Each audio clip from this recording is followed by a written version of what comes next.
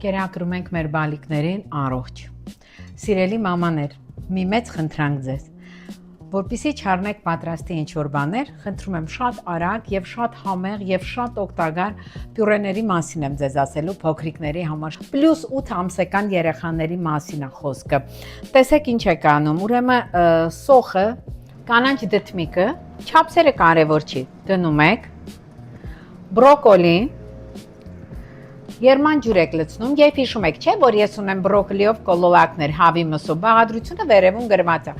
Ուրեմն եռալուց հետո, հենց որ դնում ենք եռալու,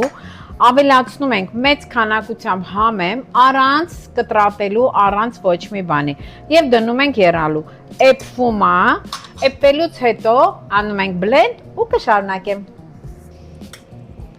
Նույնիսկ միսն ենք հարում, լավ։ Հարելուց հետո, տեսեք, ինքը համասեր, միսիկն էլ լավ լուծվում է,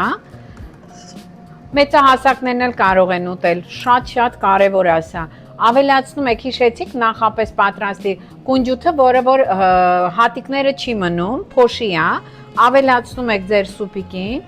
և մի կարևոր բան, կտավատի սերմ, շատ փոքր քանակությամբ, սիրելիներս, կտավատի սերմը օգնում է, որպեսզի մարսողությունը կարգավորենք, գազիկները դուրս գան և երեխաները հանգիստ քուն ունենան։ Առողջ եղեք, լավ եղեք, սիրում եմ ձեզ։